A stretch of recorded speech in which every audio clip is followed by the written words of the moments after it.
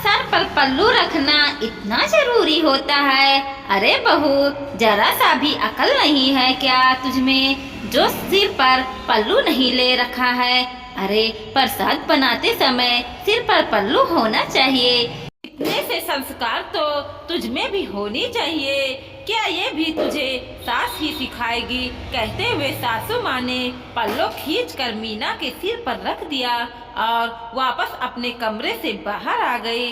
हाथ जहाँ थे वहीं रुक गए। पर अभी सासू को क्या कहती, शादी को ज़्यादा दिन भी नहीं हुए थे। मीना एक पढ़ी लिखी लड़की थी, अपने माता पिता की लाडली बेटी थी। वह बड़े ही खुले विचारों की थी। शिक्षा पूरा होने पर उसके पिता ने उसका विवाह अजीत से करवा दिया।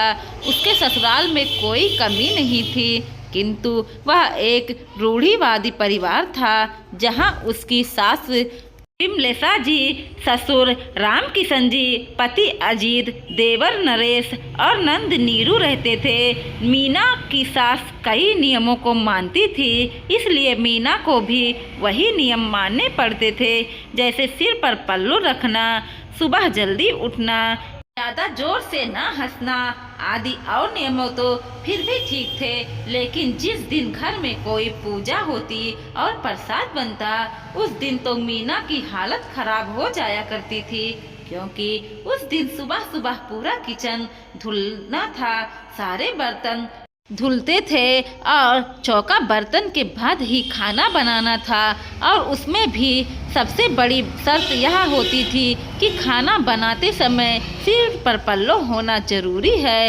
एक तो साड़ी, ऊपर से सिर पर पल्लो करके पूरे किचन को धोना और चौका बर्तन करना, और उसमें भी यहाँ की सारा काम बहू ही करेगी। बेटियां प्रसाद सामान नहीं बना सकती, क्योंकि बेटियों के हाथ से बने हुए प्रसाद का भोग नहीं लगता, इसलिए नीरू मीना की मदद भी नहीं कर सकती थी। और बहू के आते ही हर सास की तबीयत अपने आप ही खराब होने लग जाती है, इसलिए विमलेशा जी कोई सहायता नहीं करती। मीना अकेले ही लगी रहती। आज विमलेशा जी ने घर में सत्यनारायण की पूजा रखी, तो सारा प्रसाद मीना को ही बनाना था, जिसके लिए सुबह 4 बजे से उठकर मीना किचन की सफाई और धुलाई में लग गई।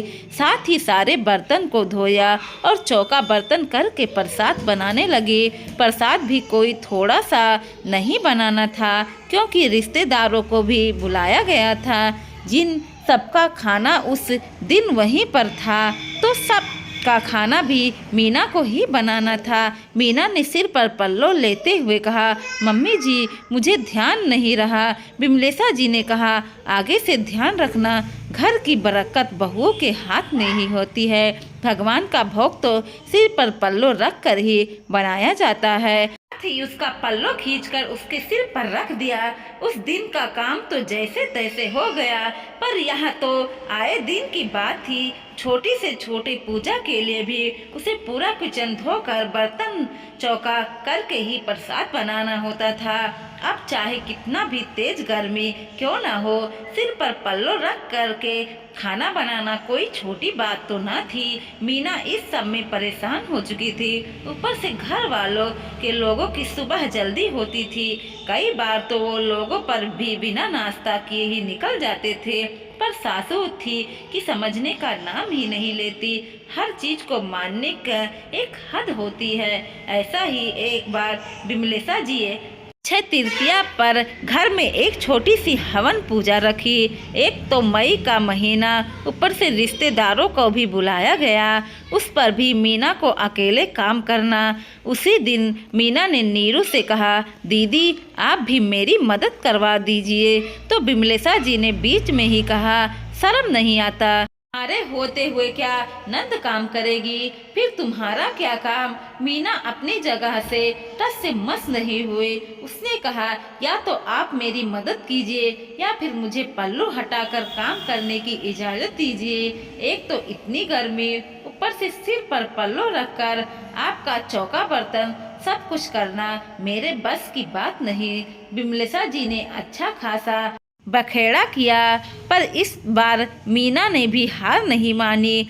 हार कर भी विमलेशा जी ने उसे इजाज़त दे दी, क्योंकि मेहमानों के आने का वक्त हो चुका था और अभी बहुत सारा काम बाकी रह गया था।